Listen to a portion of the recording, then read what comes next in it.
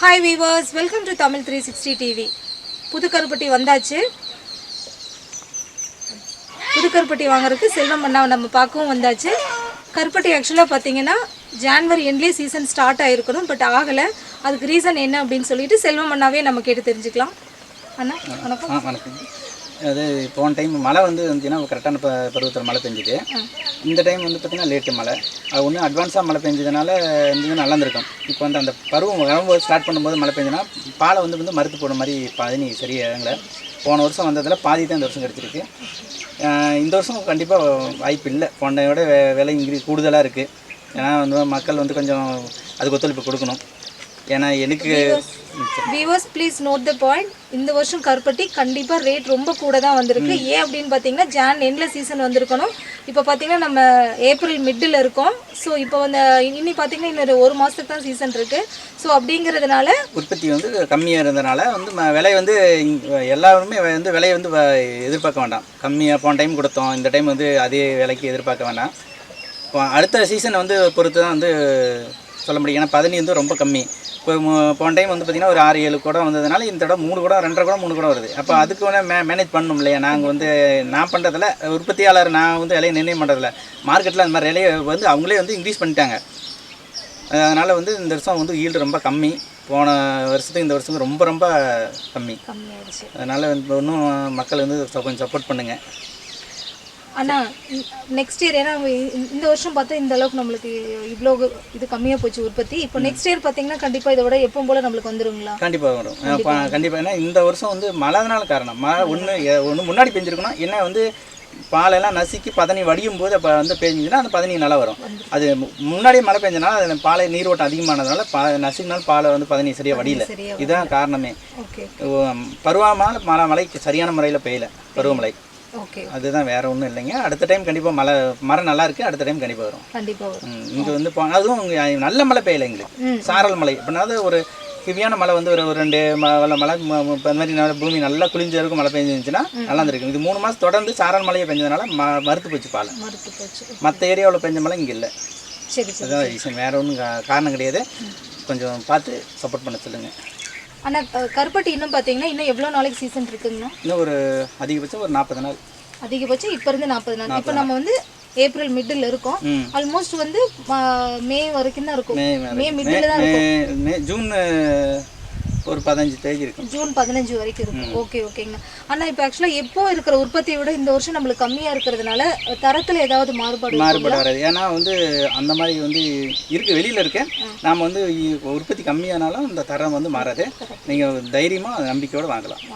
கண்டிப்பாக. ஏன்னா தரத்தை மாற்றி நம்ம வச்சுக்கணும். நம்மளுடைய பேர் அடுத்த டைம் பண்ண முடியாது. ஆனால் மக்களுக்கு நம்ம கண்டிப்பாக பொருள் இந்த வருஷம் சம்பாதிக்கலாம், அடுத்த வருஷம் சம்பாதிச்சிடலாம். ஆனால் பேர் மாறப்பு வச்சுன்னா சம்பாதிக்க முடியாது. மக்கள் மத்தியில் இருக்கிற செல்வாக்கு அப்படி இருக்கணும். அதனால் தரத்தை எக்காரணங்களும் குறைக்க மாட்டேன். கண்டிப்பாங்கண்ணா. மக்கள்கிட்ட ஒரு வேண்டுகோள், அதாவது பொருள் நம்ம தரமான பொருள் நம்ம கொடுத்தாலும் அவங்களுடைய கையாள முறை சரியில்லைன்னா அது கண்டிப்பாக கெட்டு போகிறதுக்கு 100% இல்லை 200% வாய்ப்பு உள்ளது. ஏன்னா இப்போ நான் இருக்கேன்னா எந்த பொருளை எப்படி பாதுகாப்பணுங்கிறது எனக்கு தெரியும். மக்களுக்கு நீங்கள் கொடுக்கும்போது அந்த பொருள் அவங்க தெரியாது. கையாள முறை சரியில்லைன்னா அந்த பொருள் கெட்டு போச்சு, அதனால் தரம் இல்லையா அப்படின்னு நினைக்கக்கூடாதுங்க. உண்மையாக சொல்கிறேன், ஒரு பொருளை நம்ம பிளாஸ்டிக் டப்பாவிலையோ அலுமினிய பாத்திரத்துலையோ மண்பானையிலோ போடக்கூடாது. நீங்கள் போட்டிங்கன்னா அதிகபட்சம் 1 மாதம் கூட தாங்காது. மெல்ட் ஆகிரும், உருகி நல்லா புள்ளியாக அரிச்சிடும். என்னென்ன பண்ணுறீங்கன்னா மரப்பலகையில் வச்சு மேலே பாதுகாப்பு பண்ணுங்கள். சப்போஸ் இல்லை எங்கள் வீட்டில் எறும்பு தொல்லை அதிகமாக இருக்குன்னா நீங்கள் ஃப்ரிட்ஜில் போட்டுருங்க. ஃப்ரிட்ஜில் போடலாங்களா? கண்டிப்பாக ஃப்ரிட்ஜில் போடலாம். கவரில் தண்ணி நல்லா ஹெவியான கவர் போட்டு ஃப்ரிட்ஜில் போட்டிங்கன்னா 1 வருஷம் ஆனாலும் அப்படியே தான் இருக்கும். எதுவுமே கிடையாது. ஃப்ரிட்ஜில் போட வேண்டாம். நம்ம ஃப்ரிட்ஜில் ஏன் போடக்கூடாதுங்கன்னா அது அந்த ஆர்கானிக் அந்த அதனுடைய தன்மை குறைஞ்சி போயிடும். இயற்கை பொருள் அதில் போடக்கூடாதுங்கிறாங்க. ஆனால் இப்போ இருக்கிற டவுன்லலாம் அதை பார்க்க முடியாது. ஏன்னா பொருள் நிறைய எறும்பு வரும், கையாள முறை சரியில்லை. நம்ம வெளியில் வச்சுட்டு வரோம், ஒரு வாரம் கண்டுக்காம விட்டுறாங்க. அப்போ என்ன பண்ணுங்கன்னா எறும்பு ஒரு 10 எறும்பு அதை அதனுடைய மேலே கடிச்சிச்சுன்னா கூட அது ஈரப்பதம் ஆக என்ன பண்ணும் அப்படியே உரிக்க ஆரம்பிச்சிடும். ஆனால் இப்போ எப்படி நம்ம அது கருப்பட்டி பாதுகாக்கணும்னா ஒரு மரப்பலகை கண்டிப்பாக மரப்பலகையில் வச்சு அது மேலே அடுக்கிட்டு பூமியோட 1/2 அடி மேலே இருக்கணும். அந்த காற்று அடியில் போய் வர மாதிரி இருக்கணும். அந்த ஹீட்டு அந்த வெப்பத்துக்கு தாக்கக்கூடாது. அதனால் அது கோடை காலத்தில் என்ன பண்ணுறீங்கன்னா ஓப்பன் டைப்பில் வைங்க. மேலே சும்மா மேலே ஒரு டவல் சின்னதாக போட்டு அந்த டஸ்ட் மேலே தூசி உழுவாத அளவுக்கு மேலே போட்டுக்கோங்க. அது குளிர்காலத்தில் என்ன பண்ணுமா நல்லா கம்பல்சரி கப்புன்னு போட்டு மூடிடும். அந்த வெளிக்காற்று உள்ள மேலே படக்கூடாது. குளிர் காலத்துல காத்து படக்கூடாது, வெயில் காலத்துல காத்து ஓட்டமா இருக்கணும், அவ்வளவுதாங்க. அது கம்பல்சரி. அது பண்ணீங்கன்னா தான் வந்து அது வந்து கெடாம இருக்கும். நீங்க 2 வருஷம் கூட யூஸ் பண்ணிக்கலாம். ஆனால் இப்போ இந்த கையாளும் முறை சரியில்லை, நான் இப்போ பாத்திரத்தில் போட்டேன், அதில் பிளாஸ்டிக் டப்பாவில் போட்டேன், மூடி வச்சுட்டேன், எறும்பு வருது அப்படின்னு போட்டிங்கன்னா அதிகபட்சம் ஒரு குவாலிட்டி வந்து எந்த குவாலிட்டியாக இருந்தாலும் 1 மாதம் தாங்க. ஏன்னா அந்த பிளாஸ்டிக் டப்பாவில் போனீங்கன்னா வெயில் காலத்தில் வந்து ஹீட் ஆகும், உள்ள பிளாஸ்டிக் ஆட்டோமேட்டிக்காக அந்த உள்ளே இருக்கிற காற்று வந்து ஹீட் ஆகும்போது காற்று வெளியே போகிறதுக்கு வழி இல்லை. அப்போ என்ன பண்ணுவோம், எல்லாம் அந்த வெள்ளத்தை வந்து தாக்கும் போது அதனுடைய வெப்பத்தினால உருக ஆரம்பிச்சிடும். சரி சரிங்க. இது வந்து குளிர்காலத்தில் அதே மாதிரி தான். குளிர்காலத்தில் என்ன பண்ணுங்க, நீங்கள் வந்து உள்ளே வந்து சில்னஸ் அதிகமாக இருக்கும். ஒரு பானையில் மண்பானையை வைக்கிறீங்க, ஒரு பிளாஸ்டிக் அலுமினியத்தில் வச்சிங்கன்னா அது உள்ளே வந்து கண்டிப்பாக அந்த இருக்கிற ஈரம் வந்து காற்று வந்து ஈரமாக இருக்கும். அப்போ அந்த காற்று வெளியே போகிறதுக்கு வெளியே போகணும், காற்றோட்டமாக இருக்கணும். அதனால வந்து அந்த காற்று உள்ளே போகிறதுக்கு தான் நம்ம வந்து இதை போட்டு மூடுறது. குளிர்காலத்தில் இந்த 2 சீதோஷ நிலையும் கரெக்டாக நம்ம ஃபாலோ பண்ணோமா கண்டிப்பாக கருப்பட்டி கிடாது. வச்சிருக்கலாம். ஆக மொத்தம் மேலே வந்து ஒரு காட்டன் கிளாத் வச்சு க்ளோஸ் பண்ணிடணும். ஆமாம். எது பண்ணாலும் வெப்பத்தை வந்து குளிர்காலத்தில் அதுக்கப்புறம் ரொம்ப முக்கியம். குளிர்காலம் தான் நமக்கு முக்கியம். கோடை காலத்தில் எப்படியும் நம்ம பண்ணிக்கலாம், கோடை காலத்தில் காற்றோட்டமாக வெளியே எடுத்து வச்சுட்டு கூட எதுவும் பண்ணலாம். ஆனால் குளிர்காலத்தில் வந்து வெளிக்காற்று வந்து ஒரு நாள் பட்டுச்சுன்னா கூட அது உருக ஆரம்பிச்சிடும். ஓகே. ஆனால் இப்போ ஆக்சுவலாக ஒரு சிலர் கேட்குறாங்க, இந்த மாதிரி கொஞ்சம் உருக ஆரம்பிச்சதுக்கப்புறம் நம்ம வந்து கொஞ்ச நேரம் வெயிலில் வைக்கலாமா அப்படின்னு. வெயிலில் வைக்க வேணாம். ரொம்ப வெயில் வைக்கணும், சும்மா வெளியே காத்தோட்டமாக எடுத்து வச்சுக்கலாம். ஒரு ஃபேனு அந்த மாதிரி போட்டு வச்சுக்கலாம். ரொம்ப வெயில் வச்சிங்கன்னா மறுபடியும் அது ஏற்கனவே வெயில் வச்சு உருக ஆரம்பிச்சிடாது. வெயிலுக்கு அது செட் ஆகாது. நீ வெயில் வச்சா இன்னும் தான் உருக ஆரம்பிக்கும். இப்போ இந்த மாதிரி இப்போ ரொம்ப காற்று அடிக்குது இல்லைங்களா, அந்த மாதிரி ஒரு ஃபேன் போட்டுக்கலாம். அந்த மாதிரி தான் பண்ணணும். ரொம்ப வெயில் வைக்கக்கூடாது. அப்படி லைட்டாக இலை வெயிலில் கூட வைக்கலாம். காலையில் ஒரு 1/2 hour அந்த மாதிரி வச்சுக்கலாம். ஆனால் இன்னும் ஒரு சிலர் கேட்குறாங்க, இதை நாங்கள் வந்து மெல்ட் பண்ணி, அதாவது நல்லா உருக்கி அடுப்பில் வச்சு நல்லா காய்ச்சி பண்ணலாம். உருக்கி நாங்கள் ஒரு பாட்டிலில் ஸ்டோர் பண்ணி நாங்கள் ஃப்ரிட்ஜில் வச்சுக்கலாமா? எதுக்கெல்லாம் வேணுமோ குழந்தைங்களுக்கு பண்ணிக்கலாம். ஆனால் வந்து என்ன பண்ணுறீங்கன்னா, அது வந்து ரொம்ப நாளைக்கு அதை யூஸ் பண்ணிங்கன்னா அது என்ன பண்ணால் ஆல்கஹாலாக மாறிடும். இப்போ வந்து நீங்கள் நம்ம சாப்பாடு வச்சுக்கிறோம் வீட்டில் இருக்கிற, அதாவது கார்போஹைட்ரேட் அதிகமாக இருக்கிற எந்த பொருளும், அதாவது சர்க்கரை தன்மை அதிகமாக இருக்கிற எந்த பொருளாக இருந்தாலும் நம்ம வந்து கொஞ்சம் குறிப்பிட்ட நாள் வரைக்கும் நம்ம தண்ணியோட வந்து நம்ம ஆட் பண்ணி வச்சோம்னா கண்டிப்பாக அது புளிச்சு தன்மையாக இன்னும் ஆல்கஹாலாக மாறும். அதனால அது கூலிங் இருக்கிற வரைக்கும் தான் இருக்கும். கூலிங் மாறிடுச்சுன்னா ஃப்ரிட்ஜில் வச்சுக்கலாம். ஃப்ரிட்ஜ் விட்டு வெளியில் கொண்டு வந்தீங்கன்னா மறுபடியும் குளிச்சிடும். ஃப்ரிட்ஜில் வச்சு யூஸ் பண்ணிக்கலாம். வெளியே கொண்டு வந்தீங்கன்னா அது வந்து கண்டிப்பாக ஆல்கஹாலாக மாறும். இது வந்து நீங்கள் வந்து உணவுப் பொருள் இருக்கிற சாப்பாடவே நீங்கள் வந்து கரைச்சி வச்சிங்கன்னா 15 நாள் உங்களுக்கு பிடிச்சிருக்கும். அதுவும் வந்து போதையாக மாறிடும். சாப்பிட்ற சாப்பாடு கார்போஹைட்ரேட் அதிகமாக இருக்கிற எந்த பொருளுமே அது வந்து அந்த மாதிரி ஸ்டோர் பண்ணால் கண்டிப்பாக இருக்கும் ஃப்ரிட்ஜில். அப்படி இல்லை இது மெல்ட் ஆயிடுச்சுன்னா என்ன பண்ணால் ரிவல்யூஷன் பண்ணலாம். நீங்கள் வீட்டில் வந்து என்ன பண்ணீங்கன்னா நல்லா காய்ச்சி தண்ணியோட ஆட் பண்ணி கொஞ்சம். ஆனால் எப்படி காய்ச்சணும்? இப்போ காய்ச்சறப்ப டேரெக்டாக அடுப்பில் காய்ச்சலாமா இல்லை டபுள் பாயிலிங் வச்சு காய்ச்சணுமா?